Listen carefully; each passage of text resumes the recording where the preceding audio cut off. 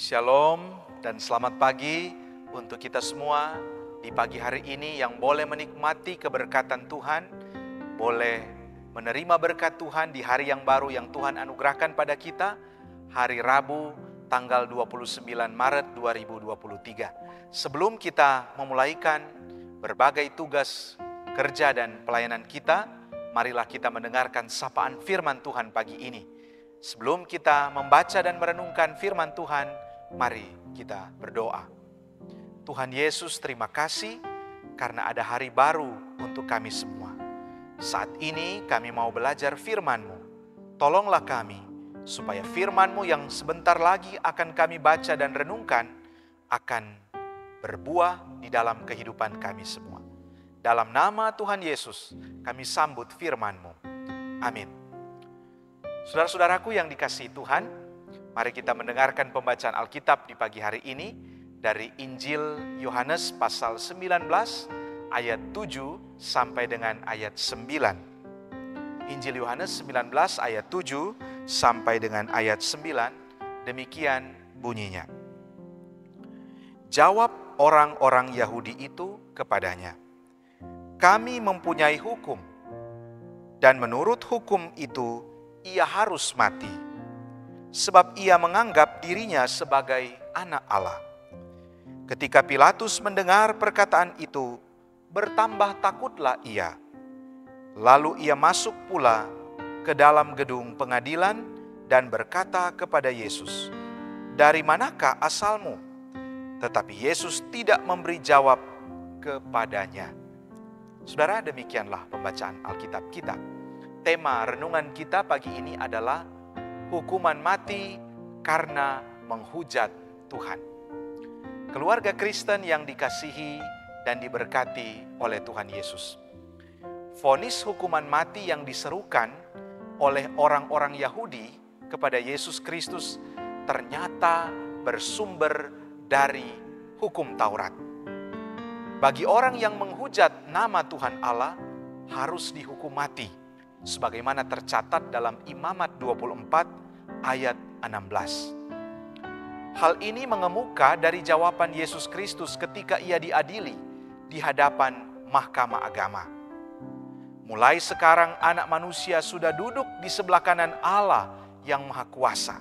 Kita bisa lihat juga dicatat dalam Injil Lukas 22 ayat 69. Nah, orang-orang Yahudi kemudian menafsirkan ucapan Yesus ini bahwa Yesus mengklaim dirinya sebagai anak Allah, sehingga sudah sepantasnya ia dihukum mati menurut hukum Taurat yang kita dengarkan tadi dari kitab Imamat.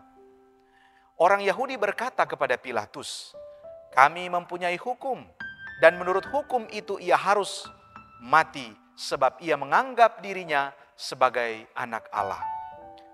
Keluarga Kristen yang dikasihi dan diberkati oleh Tuhan Yesus. Rencana yang disusun begitu rapi, di mana untuk menghukum Yesus Kristus, ahli-ahli Taurat harus menggiring tuduhan bahwa Yesus Kristus pantas dihukum mati karena menyamakan dirinya dengan Tuhan Allah.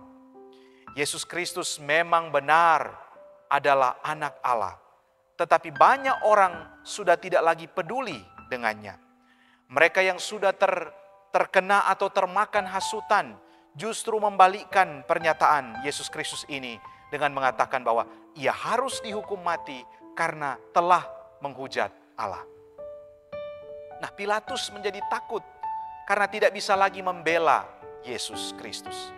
Karena patokan hukum yang dipakai adalah hukum agama yang tidak bisa dicampur baurkan dengan hukum negara. Pilatus masih berusaha untuk membela Yesus Kristus. Ia kemudian membawanya masuk lagi ke gedung pengadilan, yaitu pengadilan negara, dan bertanya dari mana asalnya. Tetapi Yesus Kristus tidak menjawab pertanyaan Pilatus. Kisah pengadilan Yesus Kristus didasarkan pada pemutarbalikan kebenaran. Ia adalah anak Allah, tetapi dianggap menghujat Tuhan Allah dan harus menerima hukuman mati.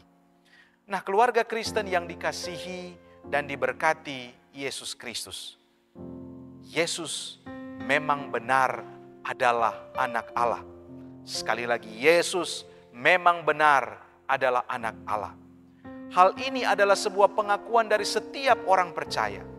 Oleh karena itu, tidak perlu takut dan ragu untuk menyembahnya dan menyerahkan hidup kita kepadanya. Sebagai pengikutnya, mari kita tunjukkan sikap dan perilaku hidup yang sesuai dengan kehendaknya.